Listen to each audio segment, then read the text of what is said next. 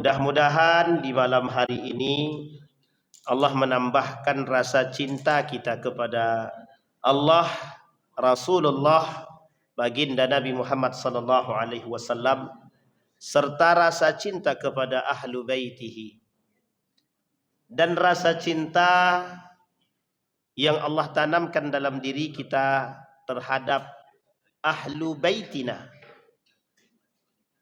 sanak famili, keluarga, ahlun min ahli baitina, keluarga-keluarga kita. Cinta kepada anak, cinta kepada istri, cinta kepada keluarga, sebagai pembentuk karakter dan harapan daripada keluarga yang sakinah, mawaddah, warahmah. Kemudian salawat dan salam selalu kita bermunajat kepada Allah. Semoga Rasulullah SAW senantiasa memberikan syafaatnya kepada kita dengan memperbanyak salawat. Orang tua kita yang telah mendahului Allah tempatkan di tempat terbaik di sisinya. Allah terima amal ibadahnya dan Allah kumpulkan bersama orang-orang yang saleh. Berkata hadis baginda Nabi, dalam satu hadis baginda Nabi Muhammad SAW berkata, "Addibu auladakum ala thalathi khisalin." Kata Nabi, ajari anakmu 3 perkara. Addibu auladakum ala thalathi khisalin. Hubbu Rasulillah sallallahu alaihi wasallam. Mencintai Rasulullah. Yang kedua, hubbu ahli baitihi. Mencintai keluarga baginda Nabi Muhammad sallallahu alaihi wasallam, wa dzurriyyatihi. Yang ketiga, hubbu qiraatul Quran. Mencintai qiraatul Quran. Kemudian dalam satu hadis baginda Nabi Muhammad sallallahu alaihi wasallam, "Uhibbullah lima yaghzukum bihi min ni'amihi wa uhibbuni li hubbillah wa uhibbu ahla baiti li hubbi." Cintailah Allah karena kenikmatannya. Ahibbu Allah li ni'amihi. Cintailah Allah karena kenikmatannya. Lima yaghzukum bihi min ni'amih. Wa ahibbuni, cintailah diriku li hubbillah, karena Allah, kata Rasulullah. Wa ahibbu ahli baiti, dan cintailah keluargaku, keturunanku, kata baginda Nabi, li hubbi, karena kecintaanmu kepadaku. Bapak Ibu sekalian yang berbahagia, hadis di atas menunjukkan kepada kita setidaknya ada 3 cinta yang harus kita letakkan di dalam hati kita. Yang pertama, cinta kepada Allah Subhanahu wa ta'ala. Bagaimana model cinta kepada Allah? Salah satu perbuatan yang bisa menunjukkan kecintaan kepada Allah, tidak ada segala sesuatu perbuatan melainkan karena Allah. Inna salati wa nusuki wa mahyaya wa mamati lillahi rabbil alamin. Sulit kita temukan orang-orang di akhir zaman itu yang lillahi rabbil alamin. Sekalipun dalam solat selalu terucap. Hanya saja kita berharap dan bermunajat syiddatul raja. Betul-betul berharap kepada Allah. Semoga yang kita ucapkan dalam solat kita dalam bentuk pengharapan kepada Allah selalu tercapai dan terlaksanakan, insyaAllah. Jadi tidak hanya sekedar di lisan rasa cinta kepada Allah, tapi begitu juga amaliyah perbuatan kita, at-tawakkul ilallah. Kata Allah dalam Al-Quran, tawakkal 'ala Allah haitsu ma kunta. Bertakwalah kepada Allah dimanapun engkau berada. Atau ittaqullaha haitsu ma kunta. Bertakwalah kalian kepada Allah dimanapun kalian berada. Maka jadilah orang-orang falyatawakkalil mutawakkilun. Serahkan seutuhnya kepada Allah, bertawakallah kepada Allah di atas ikhtiar terbaik yang telah kita buat. Makanya Bapak Ibu sekalian yang berbahagia, sahabat-sahabat Nabi itu adalah orang-orang yang bisa kita ambil pelajaran untuk kehidupan kita. Malam hari ini judul kita cukup unik. mengajarkan cinta, melihat bagaimana proses cinta Ali bin Abi Thalib dan Fatimah Az-Zahra. Siapa Fatimah Zahra itu? Siapa Fatimah Az-Zahra itu? Siapa namanya? Nabi punya anak berapa, ibu-ibu? 6 apa 7? 7 apa 8? Nabi punya anak 7. Itu anak kandung Nabi 7. Nabi punya anak angkat berapa? Memanglah ya. Kapan-kapan kajian anak angkat Pak Yana. Biar tahu kita jumlah anak angkat itu berapa. Berapa jumlah anak angkat Nabi? Berapa jumlah saudara sesusuan Nabi? Apa tak lagi itu selesailah urusan kami.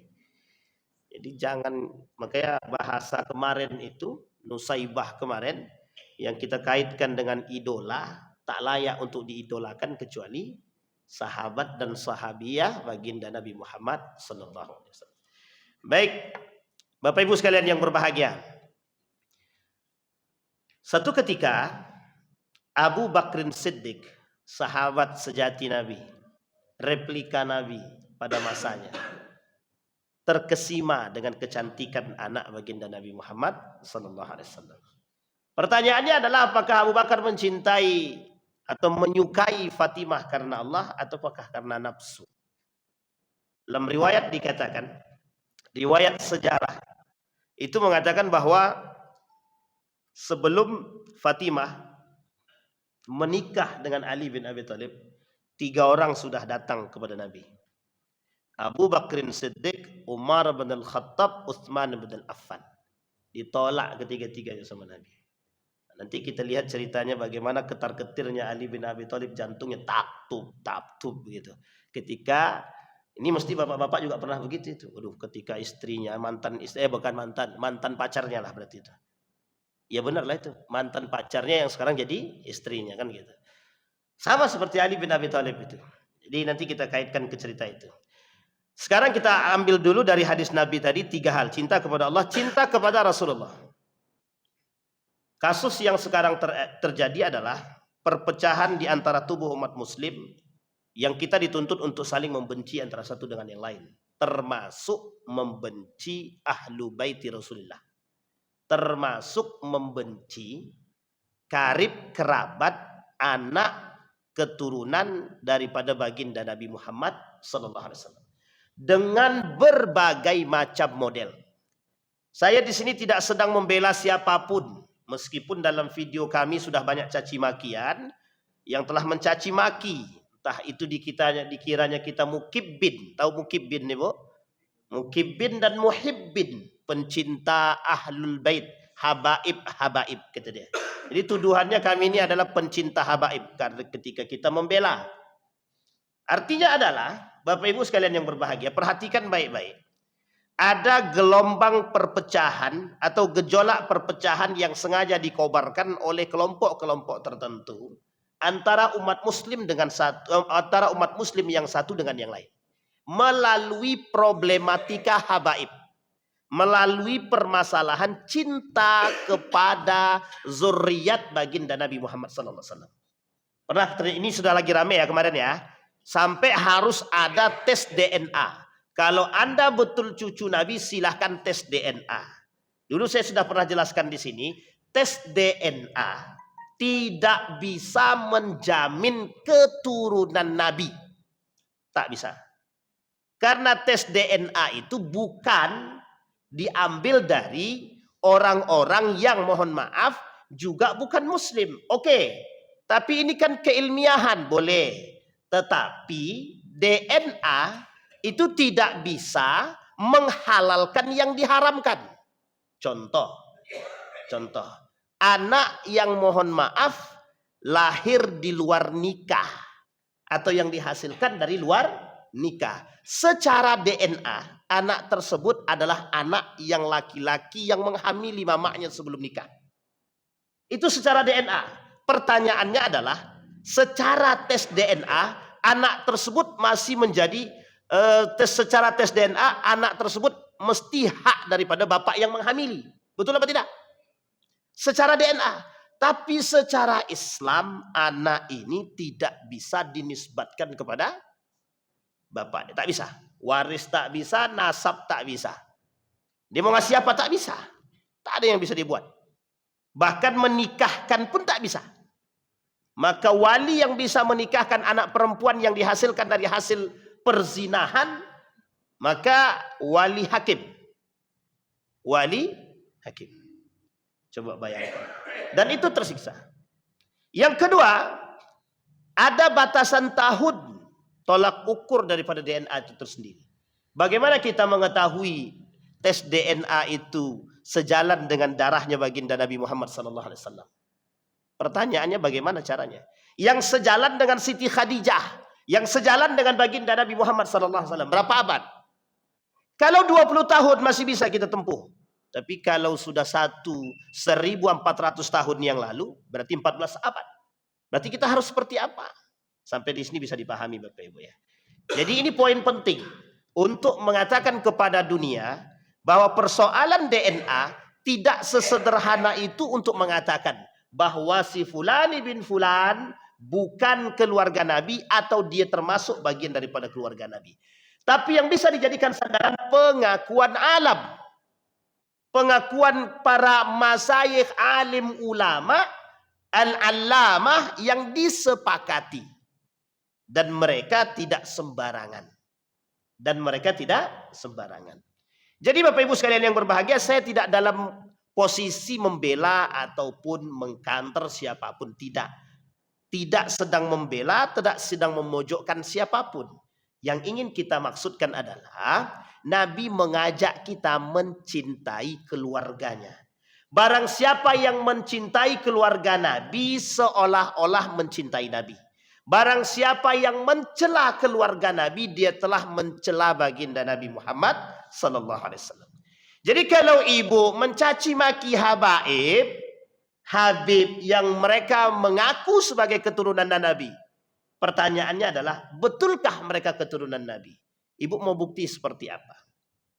Sekarang saya tanya sama ibu, kalau dia betul keturunan Nabi dan kita mencaci maki dia, berarti kita sedang mencaci baginda Nabi Muhammad sallallahu alaihi wasallam. Pertanyaannya, bagaimana kita bisa mendapatkan kelembutan hati baginda Nabi kelak kita telah mencaci maki zuriatnya?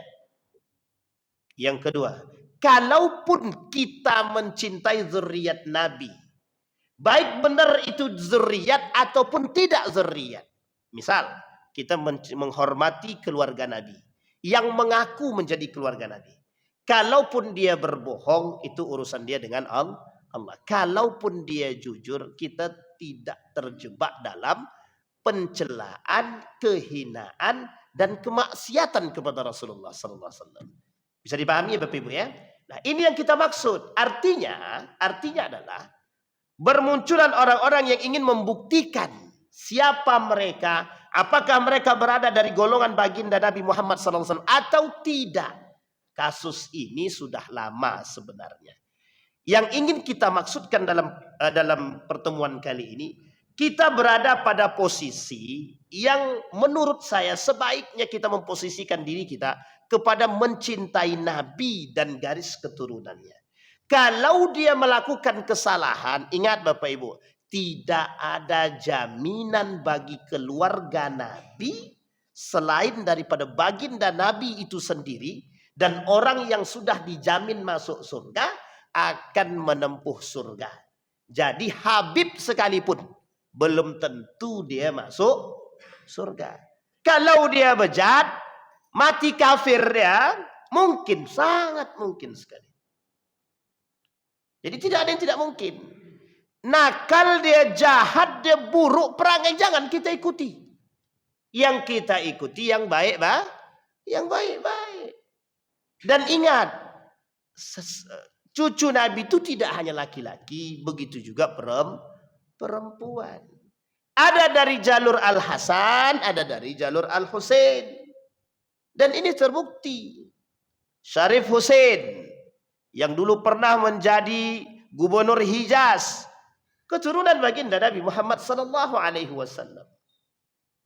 Banyak para ulama yang memang masih menjadi garis keturunan baginda Nabi Muhammad sallallahu alaihi wasallam. Baik, kita kembalikan. Nah, kata Nabi, orang yang mencintai keluargaku, dia telah mencintai aku. Saya tidak mengajak Bapak Ibu untuk mencintai mereka, tapi ingat, sesuatu yang berlebihan itu dilarang. Maka cintailah, hormatilah sewajarnya, sebatas kewajaran. Ustaz, mana yang lebih penting terlebih dahulu? Orang alim atau habib? Habib kita menghormati, orang alim kita patuhi. Kita ulangi, orang alim kita patuhi dan kita hormati, seorang habib kita patuhi, kita hormati.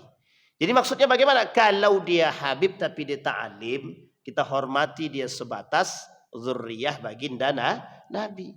Tapi kalau dia orang alim, apakah lebih mulia habib yang tidak alim ketimbang orang alim itu sendiri? Tidak. Yang mulia adalah ketakwaan. Yang alim tetap lebih mulia. Tapi kalau keluarga Nabi dia alim, soleh, hafal Al-Quran, dia dihormati dan dimuliakan. Nah, itu penting. Sampai di sini paham ya? Ini ada poinnya di situ biar kita paham. Baik, termasuk Bapak Ibu sekalian yang berbahagia, menghormati dan menghargai dan menyayangi keluarga baginda Nabi yang terdekat. Yang terdekat.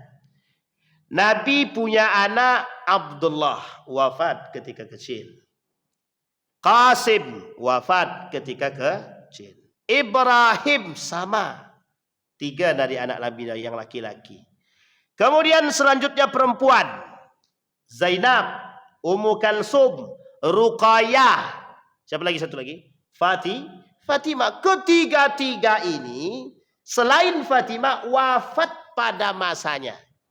Kenapa demikian? Mereka tidak memiliki anak keturunan.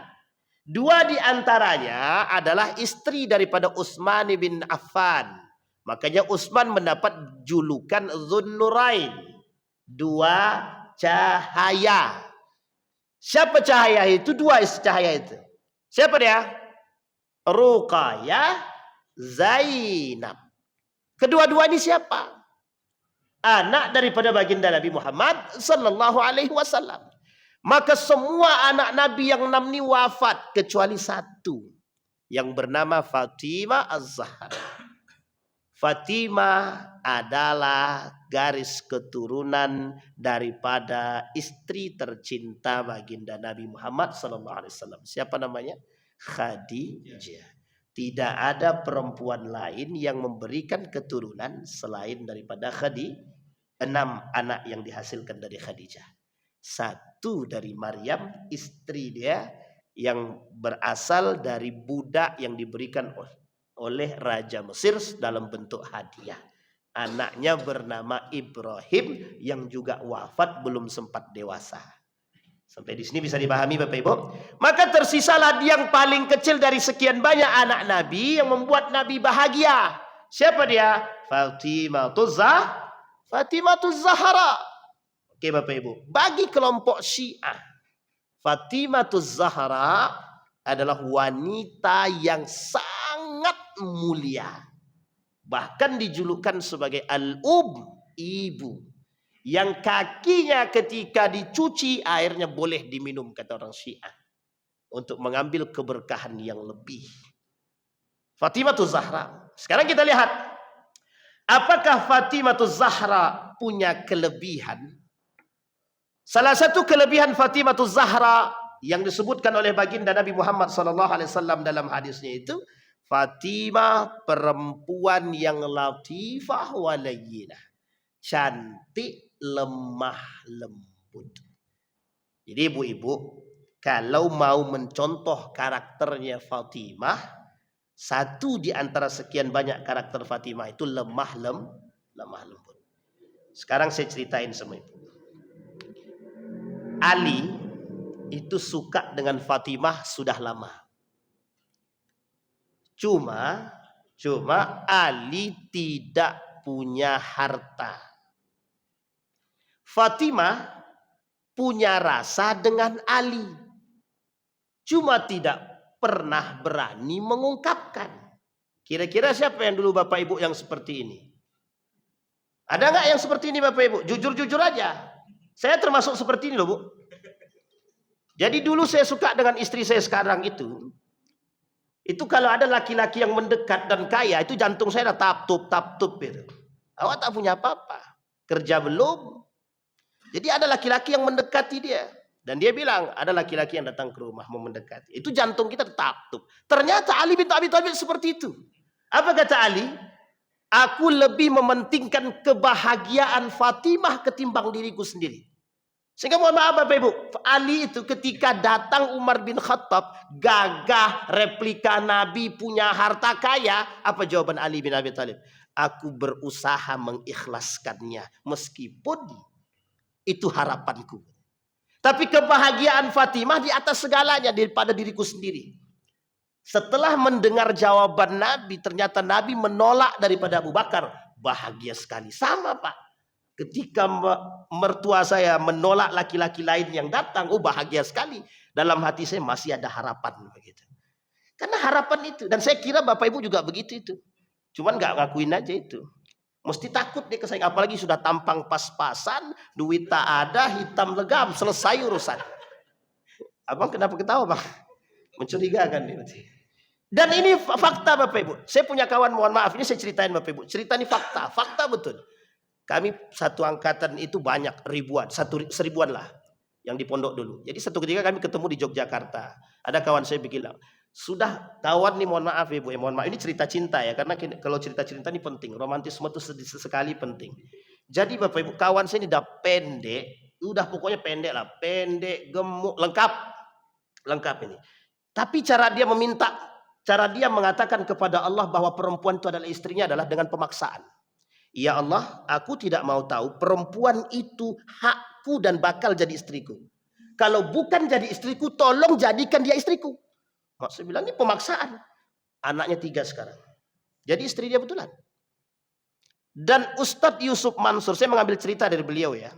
Karena kawan saya ada pernah pengabdian di tempat beliau. Ini kawan sekolah, satu letting juga. Sama ceritanya begitu. Kata kawan nih, ini cerita nyata. Seorang laki-laki, ada kakak kelas kami yang mengabdi di pesantren Ustadz Yusuf Mansur itu.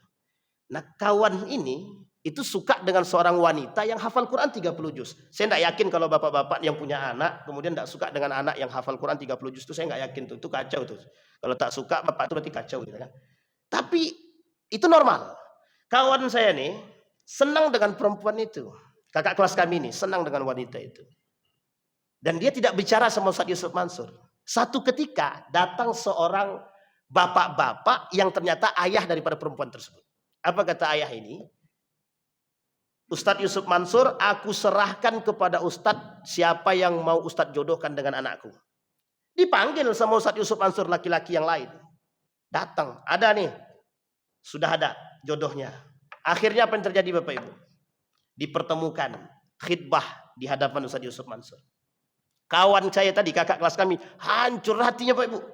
Karena itu harapan dia, perempuan itu hafal Quran dan dia berharap betul jadi istri dia, jadi suami dia. Setelah pulang orang ini, ada masa 1 bulan.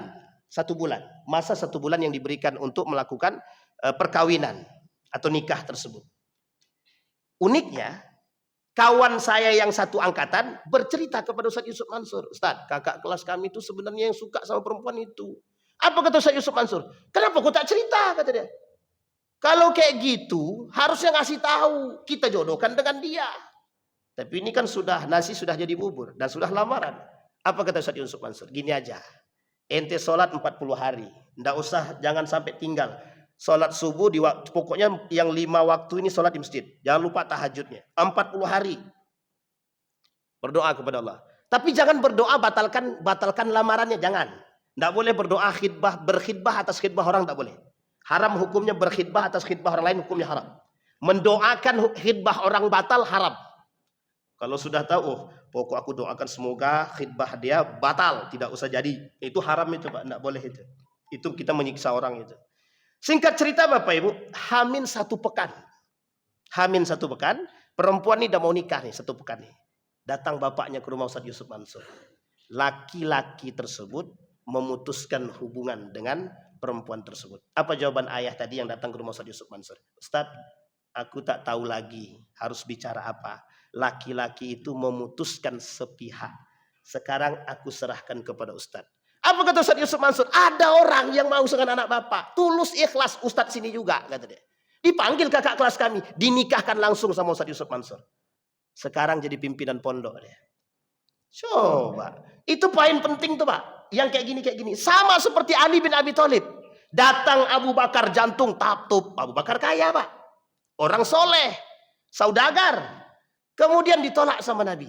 Jawaban Nabi sederhana. Fatimah belum cukup umur. Datang Utsman bin Affan. Sama Pak. Kurang apa? Kurang kaya apa? Enggak Pak. Utsman bin Affan tuh kayanya keterlaluan itu. Sampai sekarang kayanya. Bahkan kayanya sampai sekarang gitu. Apa kata Nabi? Enggak. Umar bin Khattab tidak. Kata Ali bin Abi Thalib, ini kalau aku lambat, enggak ada mesti orang lain datang nih. Apa yang yang muncul dalam benak Ali bin Abi Thalib? Diam-diam dia keluar di sore hari, dia bawa baju besinya. Dia jual baju besinya, dia jadikan hasil penjualan baju besi, dia datang kepada Nabi. Ini maharku yang bisa aku berikan. Apa jawaban baginda Nabi Muhammad SAW? Engkau serius? Serius, kata dia. Serius, kata dia. Cuma ini doang. Iya, cuma ini doang. Memang itu yang dihasilkan. Ali nggak punya duit. Ali itu bukan orang kaya, Pak. Bukan. Yang kaya itu bapak deh. Itu pun kekayaan bapak deh sudah dihabiskan untuk perjuangan dakwah baginda Nabi. Ja'far bin Abi Thalib sama. Abang deh. Apa yang dilakukan oleh Ali bin? Tidak bicara kepada siapapun. Dia datang kepada Nabi untuk melamar kan? Untuk melamar siapa namanya? Fatimah Zahra. Apa jawaban baginda Nabi Muhammad SAW? Diterima oleh Nabi dan kemudian dinikahkan oleh Nabi. Maharnya apa? Baju besi yang sudah dijual. Baju besi. Pertanyaannya adalah apa yang dirasakan oleh Fatimah dan Ali bin Abi Thalib? Ali bahagianya bukan main. Apa kata Ali bin Abi Thalib? Yang kuharapkan, yang kunantikan, yang dijawab oleh Allah adalah harapan. Bayangkan, ketika mereka bertemu Pak, mohon maaf ini sudah nikah. Apa kata Ali bin Abi Thalib? Fatimah, tapi aku mau tanya, tapi jawab dengan jujur ya. Adakah laki-laki lain yang menjadi harapanmu selain diriku? Sebelum engkau sebelum engkau menikah denganku. Dijawab sama Fatimah, ada. Ada laki-laki lain yang aku suka, kata dia. Langsung jantung Ali bin tap-tup jantung Ali. Karena dia khawatir nih. Karena posisi sudah baru menikah, ternyata istrinya pernah suka dengan laki-laki lain. Lu kenapa engkau terima lamaranku, kata dia. Yang menerima lamaranmu kan bapakku, bukan aku, kata dia. Aku menyukai laki-laki lain, kata dia. Tapi untungnya laki-laki itu sudah menikah, kata dia. Makin bingung Ali bin Abi Thalib. Memang dikerjain sama Siti Fatimah itu. Kata Ali bin Abi Thalib, yang benar siapa laki-laki itu? Tolong cari, kasih tahu. Barangkali aku mengerti dan mengenal. Aku akan datang kepada laki-laki tersebut. Dijawab sama Fatimah, udahlah ndak usah. Pokoknya aku pernah menyukai laki-laki dan sekarang laki-laki itu sudah menikah. Coba bayangkan. Gimana rasanya Ali bin Abi Thalib itu penasarannya. Ternyata dia bukan satu-satunya laki-laki yang dicintai oleh Fatimah Zahra. Ditanya sama Ali bin Abi Thalib, kalau begitu siapa dia? Oh, laki-laki itu baik, ganteng, makin dipanasin Pak sama Fatimah Zahra. Memang dipanasin sama dia. Apa kata Fatimah Zahra? Dia baik, ganteng, gagah, pemberani, cerdas. Dan itu yang aku harapkan. Dan itu yang dari dulu aku mencintainya. Tapi aku tidak berani mengungkapkannya, kata Fatimah. Makin goyang Ali bin Abi Thalib Pak. Gemeteran. Orang gak pernah ketemu perempuan, sekali ketemu dijawab begitu, goyang Pak. Kita seolah-olah siapa nih kan begitu. Apa kata Fatimah? Apa kata Ali bin Abi Thalib? Kalau begitu tolong kasih tahu kepada aku siapa. Biar hati ini senang mendengarkannya. Dijawab sama Fatimah. Dipeluknya erat-erat Ali bin Abi Thalib. Duduk manja di atas pangkuan Ali bin Abi Thalib. Engkaulah laki-laki yang kumaksud yang hari ini telah mencintaiku dan menikahiku. Itu romantis, itu penting. Ada enggak suami ibu yang kayak gitu sekarang? Anakku sudah 3 Ustaz. Ngapain kayak gitu lagi gitu deh. Dan sudah besar-besar. Udah punya cucu pun udah mau nikah. Bentar lagi mau punya cicit gitu deh. Ini penting Pak. Mohon maaf Pak ya. Nanti kita lihat cerita Fatimah dengan Ali sebelum wafat. Oh ini kesedihan yang nyata yang pernah kita temukan. Serius Bapak Ibu. Romantisme Ali bin Abi Thalib ini dengan Siti Fatimah ini Bapak Ibu, itu tidak bisa digambarkan. Bapak Ibu, ini saya cerita ini selalu saya sampaikan ketika kami dalam perjalanan umrah. Satu ketika Bapak Ibu, yang diajarkan oleh Ali bin Abi Thalib kepada Siti Fatimah. Mereka ini punya kebun kurma. Apa yang dilakukan oleh Ali bin Abi Thalib? Ketika Ali memanggil Fatimah, itu panggilannya tidak sama seperti baginda Nabi. Kalau Nabi manggil Aisyah, ya Humairah. Enggak, Pak. Ali memanggil Fatimah itu sayangku, cintaku. Sekarang siapa di antara Bapak Ibu yang manggil istrinya sayangku, cintaku? Kalau enggak manggilnya encu, sikong lo. Kalau enggak apa lagi panggil? Inyak dia. Kalau enggak nama dipanggil dia, Pak. Ada istri manggil suami panggil namanya. Marwan, kau kau deh. Itu laki dia Pak. Coba buat ya romantis sedikit. Abang sayang mau kemana gitu. Lain Pak, lain. Lain kalau kita istri dipanggil oleh suami itu. Jadi ini cerita begini. Kata istri orang ya, kata istri orang. Ini cerita ya. Karena kalau kita buat itu kalau cerita curiga orang nanti. Ustaz, suami aku tuh romantis Ustaz. Tapi 1 minggu setelah nikah aja. 1 minggu setelah nikah aja nih romantisnya. Setelahnya enggak ada romantisnya Ustaz. Dulu sebelum nikah pacaran Ustaz, minta ampun Ustaz, dijemput, diantar. Sekarang seminggu nikah memang diantar, dijemput Ustaz. Setelah itu jangankan jemput Ustaz, katanya, nengok pun tidak katanya. Coba bayangkan. Maka kadang kita mohon maaf ya, kalau ada beberapa waktu yang lalu ada seorang perempuan datang, Ustaz, kami baru nikah 3 bulan, suamiku udah minta cerai. Saya tanya, apa masalah? Saya bilang, nah, ini masalah nih kalau udah rumah tangga ini panjang cerita nih kemana-mana nih. Satu, permasalahannya sepele. Kata dia, kalau kata suami aku, Ustaz, aku tidak pernah perhatian kepada dia. Kita tanya, emang apa perhatian yang dia minta? Dia cuma minta buatkan teh Ustaz. Cuma aku tak sempat buatkan. Sudah berapa lama ibu dia minta begitu? Hampir setiap hari. Berapa lama? Selama 1 pekan. Terus tidak ada yang ibu buatkan. Belum sempat Ustaz, kata dia. Dalam hati saya, untung tak saya jawab jelas-jelas. Kalau saya bilang itu untung tuh 1 minggu dia bertahan. Kalau sempat dia tak bertahan 1 hari 2 hari mungkin diceraikan itu. Karena ada yang begitu, ada. Ada yang begitu, ada Pak. Seorang suami menceraikan istrinya hanya 3 bulan gara-gara istrinya tak pandai masak. Apa kata dia? Kau tak pandai masak. Coba telusuri dulu, betul enggak begitu? Ternyata Pak, mohon maaf ya, ternyata sebenarnya bukan itu. Apa yang lain? Selingkuh. Mohon maaf ya Bapak-bapak ya. Begitu juga ibu-ibu. Ternyata begitu memang. Kita telusuri Pak.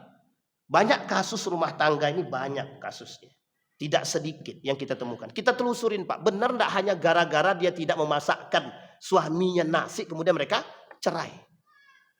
Apa betul serendah itukah pemahaman suami tersebut? Sudah tahu kok sebelum nikah kok nggak dikasih tahu? Saya yakin mesti dikasih tahu. Kalau dia tak bisa masak. Tapi mengapa dia masih mau terima? Karena masih ada perempuan-perempuan yang lain yang siap menerima. Maka ibu-ibu tolong itu diperhatikan.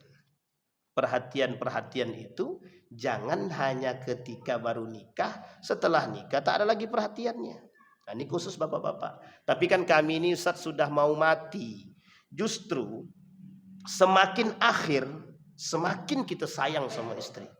Begitu juga istri semakin kita sayang dengan suami. Anak-anak akan pergi pada masanya, yang tinggal di rumah cuma kita berdua, suami dan istri. Itu udah mendingan itu Pak.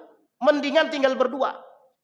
Ada ibu yang tinggal sendirian di rumah, sakit sampai mati, sudah 4 hari jenazahnya tidak diurus.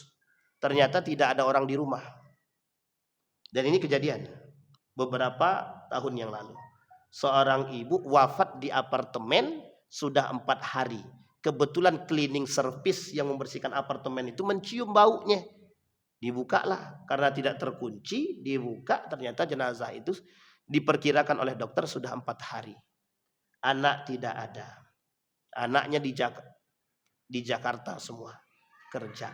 Ibu itu punya anak tapi semuanya sudah sukses. Sayangnya ketika ibu itu minta anaknya untuk 1 orang tinggal bersamanya, uniknya lagi ibu tuh ketika diajak anaknya nggak mau. Nggak mau. Dan sakit dia sendirian. Barusan ini beberapa waktu yang lalu juga ada di sini. Seorang bapak-bapak kaya punya anak sukses semua. Sakit dia bilang sama anaknya, aku mau salah seorang di antara kalian untuk mengurus aku. Apa yang terjadi? Oleh anaknya dicari suster. Jadi suster lah yang mendampingi bapak dia sampai bapak dia wafat. Sekarang pertanyaannya, itu anak atau apa? Jadi Bu, yang saya maksud adalah kenapa kita perlu romantis dengan suami dan istri? Semakin akhir harus semakin romantis. Karena yang menjaga kita adalah istri kita. Yang menjaga kita adalah suami kita. Kenapa demikian? Karena anak punya kesibukan sendiri dengan anaknya dan pekerjaannya. Maka saya kasih tahu Bapak Ibu. Ketika Siti Fatimah, ini cerita sedihnya. Ketika Siti Fatimah ditinggal wafat oleh ayahanda, ini banyak kasus ya, banyak kasus. Jadi ketika dia ditinggal oleh baginda Nabi Muhammad SAW, Fatimah tidak berbaiat kepada Abu Bakar. Fatimah tidak berbaiat kepada Abu Bakar. Ingat kalimat ini, jangan dimaknai negatif. Tapi memang Fatimah tidak berbaiat kepada Abu Bakar, tidak. Semenjak ditinggalkan oleh baginda Nabi Muhammad SAW, bagaimana rasanya Fatimah ditinggal oleh baginda Nabi? Apa kata Ali bin Abi Thalib menggambarkan? Satu-satunya yang tertinggal adalah bapak dia sendiri. Dan bapaknya ini kepada Fatimah melalui hadis baginda Nabi. Pak, Bu, kata Nabi, Fatimah itu perempuan yang menjadi pemimpin wanita di surga. Pertama. Yang kedua, perempuan yang paling lemah lembut di antara semua anak-anak Nabi. Yang ketiga, kecintaan Nabi kepada Fatimah karena tidak ada anak lagi selain daripada Fatimah, maka Fatimah sangat disayang oleh Nabi.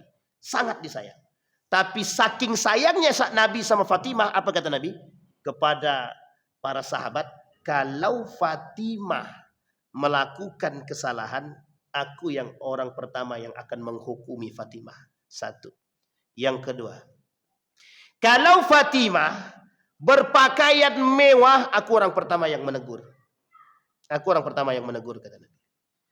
Sehingga Nabi melatih Fatimah, karena ini anak semata wayang yang tersisa. Sangat Pak, Nabi mendidik Fatimah dengan kasih dan sayang dan kesederhanaan. Makanya Nabi sayang banget dengan Fatimah, sangat sayang. Karena Nabi dengan Fatimah, Nabi langsung Pak yang mendidik Fatimah. Apa yang tidak dilakukan oleh Nabi terhadap Fatimah? Diajak bermain. Nabi bermain dengan Fatimah, diajak lari, diajak jalan. Kesedihan Nabi yang ketika Nabi sedih, satu-satunya orang yang bisa menghilangkan kesedihan Nabi adalah Fatimah beserta dengan cucunya Al-Hasan wal Husain. Jadi Nabi, kesedihan Nabi itu masih terobati karena ada Fatimah dengan. Ketika Khadijah wafat, siapa yang memberikan kedinginan? Yang memberikan sedingin dan setawar kalau bahasa kita nih? Fatimah. Maka Fatimah itu anak kesayangan, Pak. Anak kesayangan. Dan memiliki sifatnya persis seperti ibunya. Makanya Fatimah itu disebut dengan persis seperti karakternya persis seperti ibunya. Makanya ketika Aisyah bukan menjelekkan ya, tapi di sini bahasanya begitu, menjelekkan Khadijah, makanya Fatimah dengan Khadijah meskipun rumahnya bersebelahan itu tidak akur itu, tidak akur. Tapi Aisyah pernah menggambarkan siapa Fatimah itu. Kata Aisyah, Fatimah tersebut orangnya sangat lembut, sekalipun tidak akur, tapi Aisyah punya keadilan dalam menyampaikan. Dalam hadisnya itu, dari hadis yang disampaikannya itu, bahwa Fatimah itu memang orang yang sangat lembut. Dan hati dia lembut sangat. Maka Ali bin Abi Thalib tidak pernah memarahi Siti Aisyah. Tidak pernah. Justru yang terjadi, Aisyah pernah melakukan kesalahan terhadap Ali bin Abi Thalib dan meminta maaf. Ketika Aisyah salah, dia minta maaf nih sama Ali bin Abi Thalib. Ketika meminta maaf sama Ali bin Abi Thalib, Ali tidak tersenyum, diam aja. Kemudian dia datang lagi, wahai suamiku yang tersayang, tolonglah maafkan aku, maafkan dengan suara yang betul-betul mengemis, memelas. Ali cuma diam, tidak tersenyum. Apa yang dilakukan oleh Fatimah? Dia tawaf 7 kali sambil bilang sama Ali bin Abi Thalib, sayangku maafkan aku sambil tawaf 7 kali. Setelah tawaf yang ke-7, Ali kemudian tersenyum melihat istri dia. Begitulah saking berharapnya permohonan maaf dari Ali bin Abi Thalib yang kesalahannya tak fatal. Maka Bapak Ibu sekalian yang berbahagia, kalau kita ingin melihat karakter wanita yang betul-betul seperti daripada ibu dia, ya memang Fatimah. Karena yang lain tak bisa kita lihat. Zainab pada masanya besar. Ketika Zainab besar itu, Zainab menikah dengan suami yang Yahudi. Kemudian baru menikah dengan, setelah wafat, baru menikah dengan Utsman bin Affan. Dan tidak punya anak. Dan Nabi sangat menyayangi Zainab. Sama, hanya saja yang tersisa ketika itu adalah Fatimah. Semua keinginan Fatimah selalu minta kepada Nabi dengan cara yang baik. Makanya ketika Nabi wafat, kedekatan Nabi dengan Fatimah itu tidak ada yang bisa menggambarkan. Ketika Nabi wafat, terpukul. Fatimah sangat terpukul dan tidak mau makan. Dan cukup lama. Akhirnya Ali bin Abi Thalib tidak pernah keluar rumah. Bukti rasa kasih dan sayang Ali bin Abi Thalib kepada Fatimah selama 6 bulan, Fatimah jatuh sakit, yang ngurus adalah Ali bin Abi Thalib. Makannya semua Ali bin Abi Thalib. Apa yang menyebabkan Fatimah menjadi sedih? Setelah wafat bapaknya, ayahnya, baginda Nabi. 1, ditinggal wafat oleh ayah tercinta. Yang kedua, tidak ada lagi nasihat dari sang ayah.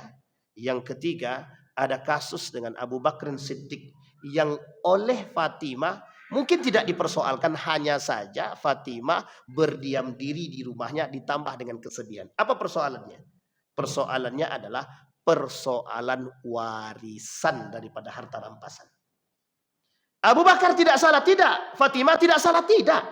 Fatimah hanya menuntut haknya sebagai seorang anak terhadap harta warisan. Itu wajar.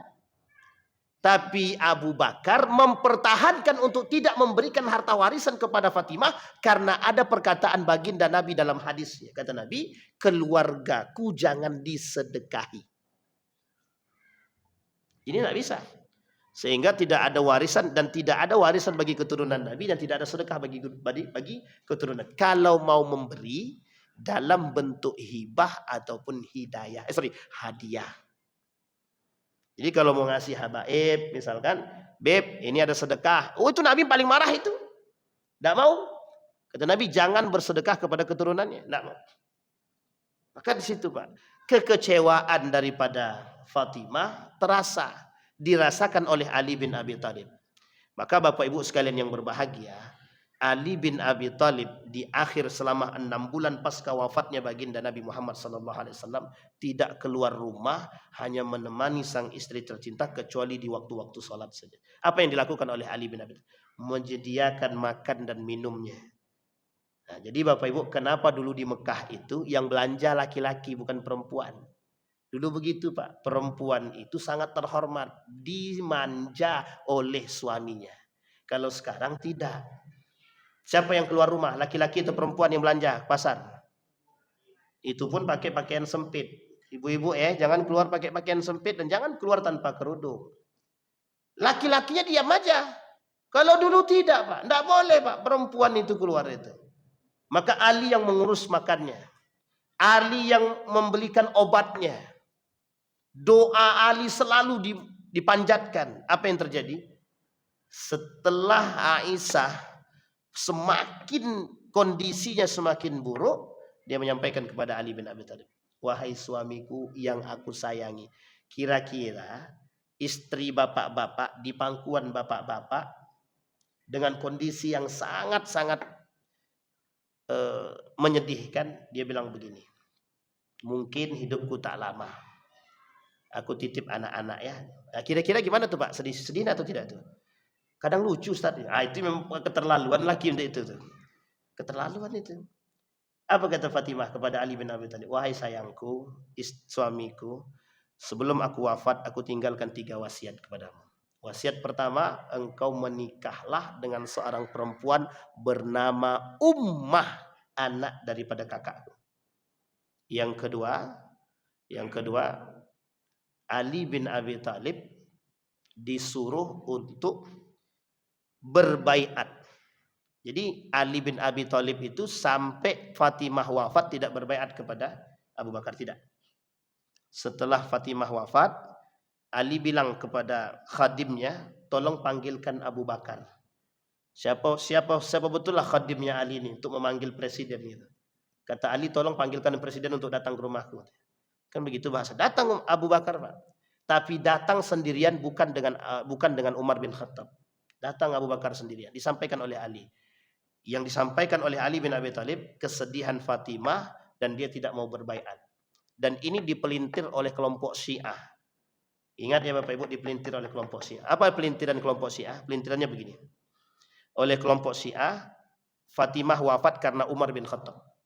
Jadi ditendangnya pintu rumahnya Fatimah, copot pintu tersebut, kena kepala Fatimah, Fatimah pingsan, pintu itu ditaruh di atas badan Fatimah, diinjak-injak oleh Umar bin Khattab sama Abu Bakar sampai dia wafat. Itu fitnah yang keji yang dilakukan oleh kelompok Syiah. Tertulis dalam kitab Saqifah Bani Sa'idah. Kitab Saqifah. Dan itu tertulis. Saya sudah pernah baca buku itu, Pak. Dan ini pernah disampaikan oleh seorang profesor ketika dalam kajiannya. Dan profesor itu sudah wafat sekarang. Sudah wafat dia. Itu kalau saya sebut namanya pasti kenal semua nih. Perlu disebut? Enggak. Enggak usah ya. Aman ya? Kalau tuh perlu. Yang lain tak perlu tuh. Tapi sebagai ini aja, dalam videonya Buya Syakur dulu. Nanti cari aja sendiri. Baik. Nah, Bapak Ibu sekalian yang berbahagia. Bagaimana akhir kisah daripada Ali bin Abi Thalib dengan Fatimah? Ali tidak pernah menikah dengan perempuan manapun semasa bersama Fatimah. Tidak pernah. Bahkan kata Ali, tidak pernah terfikirkan untuk menikah dengan perempuan manapun ketika menikah dengan Fatimah. Tidak pernah. Kenapa demikian? Saking tajamnya cinta Ali terhadap Fatimah, begitu juga sebaliknya. Bahkan Bapak Ibu sekalian yang berbahagia, Ali mengajarkan Fatimah, apa yang diajarkan Ali kepada Fatimah? Semua apa yang mereka dapat harus diberikan terlebih dahulu kepada orang yang membutuhkan, baru mereka makan sisanya. Betul Pak, anak-anaknya Fatimah, anak-anaknya Ali, satu ketika memakan kurma busuk dan diketahui oleh Nabi. Nabi menangis. Apa kata Nabi? Apa yang kalian lakukan? Dijawab sama Ali bin Abi Thalib. Kata Ali bin Abi Thalib, semua barang yang kami miliki sudah kami berikan kepada orang yang berhak menerimanya. Kelak ketika Allah memintai pertanggungjawabkan atas apa yang kami pakai, yang kami makan, kami bisa menjawabnya. Artinya Bapak Ibu, pelajaran sebelum kita tutup dari apa yang kita sampaikan pada malam hari ini. Yang pertama, rumah tangga itu komunikasi yang baik. Yang kedua, jaga mata, jangan pandang yang lain. Bapak Ibu, setan memang berkeliaran di mana-mana. Kalau ada istilah selimut tetangga itu lebih daripada yang lain, itu setan. Setan. Saya nggak tahu yang nyanyinya ya, tapi yang jelas isi lagu itu syaitan. Kenapa saya katakan? Tidak ada istilah begitu. Tidak ada istilah.